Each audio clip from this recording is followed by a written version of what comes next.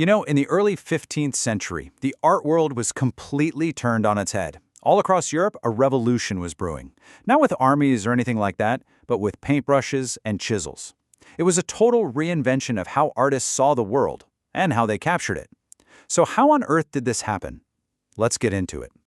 I mean, really, think about it. How did we get from the sort of flat, symbolic figures of the Middle Ages to paintings and sculptures that look so real you feel like you could reach out and touch them? That leap was just staggering. And believe me, it didn't happen by accident. We call this period the Renaissance, which is a French word that literally means rebirth. And that's exactly what was going on. In Italy, artists and thinkers were looking back, way beyond what they saw as the kind of rigid, old-fashioned art of the recent past. They wanted to bring back the glory and the grandeur of ancient Rome. But here's the thing. This wasn't just about copying old stuff. It was about creating something totally new from those old ideas. Okay, so here's our game plan for today. We're going to start with this shared quest for reality that just took hold of artists everywhere. Then we'll look at the two very different ways they went about it. Italy's scientific, orderly approach versus the North's incredible patience and detail. We'll even zoom in on two geniuses who really defined these two paths. And finally, we'll see how they both ended up at the same incredible destination, a brand new kind of art.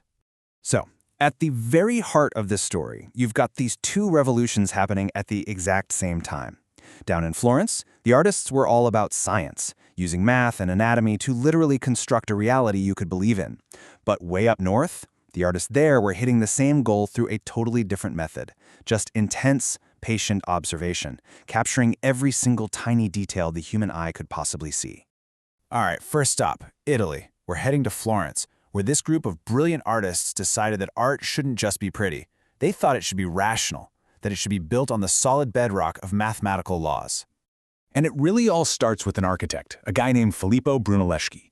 He wasn't content to just copy the old Roman ruins he loved so much. No, he studied them, he learned their language, the columns, the arches, and he adapted those classical rules to create buildings that felt harmonious, graceful, and somehow completely modern. He was inventing a new style from the ground up. But Brunelleschi's biggest gift to the art world wasn't a building. It was a mathematical discovery that changed everything: linear perspective. He figured out the geometric rules to make a flat surface look like a deep, three-dimensional space. You just had to fix your viewpoint, find a single vanishing point on the horizon, and boom, artists could suddenly create this perfect, measurable illusion of depth. It was a total game changer. In this discovery, it completely revolutionized painting. A young genius painter named Masaccio took Brunelleschi's ideas and ran with them, applying them to the human body. He basically threw out the old playbook of delicate, graceful figures. His people are solid, they're heavy, they feel like actual statues standing in a real space, which gives them this incredible sense of gravity and power. And what Masaccio did for painting, the sculptor Donatello did for, you guessed it, sculpture. He just completely shattered the tradition of statues being these stiff figures that were sort of stuck to the side of a building. His sculptures stood on their own 2 feet, buzzing with energy and life. He actually studied real people to get the anatomy and expressions just right, making his statues feel intensely real. Okay, so now let's travel north. Because while the Italians were obsessed with their math and their anatomy, the artists in Northern Europe were on a completely different but just as revolutionary journey toward reality. The masters in the north, they weren't really interested in mathematical grids. Their goal was, in a way, simpler, but maybe even more ambitious. They wanted to create a perfect mirror of the world, exactly as they saw it. Their whole philosophy was that if they could just look closely enough and patiently add every single detail one by one, they could actually capture reality itself on a panel of wood. And they had a secret weapon that made this all possible: oil paint. It was a new invention, and the credit usually goes to the master Jan van Eyck. See, before this, artists used something called egg tempera, and it dried super fast. But oil paint, it dries slowly, which meant artists could work with incredible precision. They could build up these thin, glossy, transparent layers to capture the glint of light on metal, the soft texture of fur, the deep colors of velvet. I mean, it was like going from standard definition to 4K.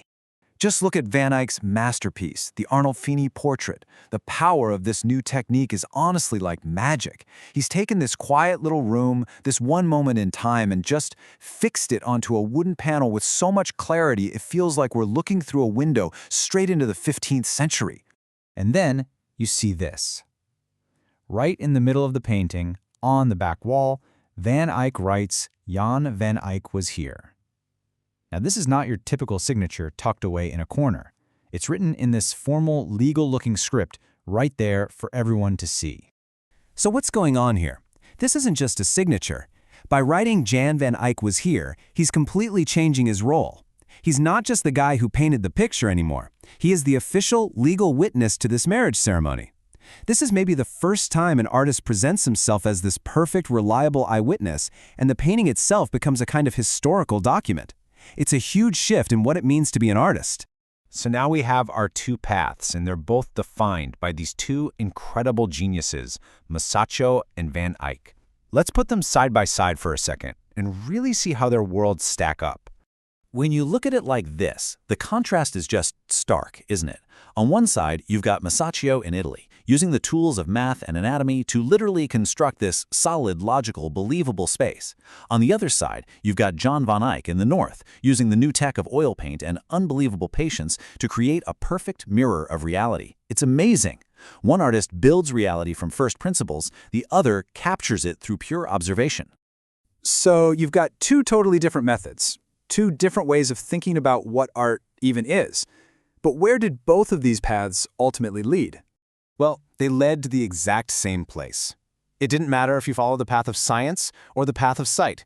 The artists of both Italy and the North achieved the great ambition of their time, the complete and total conquest of reality. And you really can't overstate how big a deal this was. This wasn't just some new style. This two-pronged revolution, happening at the same time in two different parts of Europe, brought the art of the Middle Ages to a definitive end. It basically laid the foundation for the next 500 years of art in the Western world. So that leaves us with a pretty cool question to think about. You have the structured, mathematical construction of reality on one hand, and the patient, meticulous observation of it on the other. Both were paths to making art look astonishingly real. So, which one do you think was the bigger leap? Which one was more revolutionary?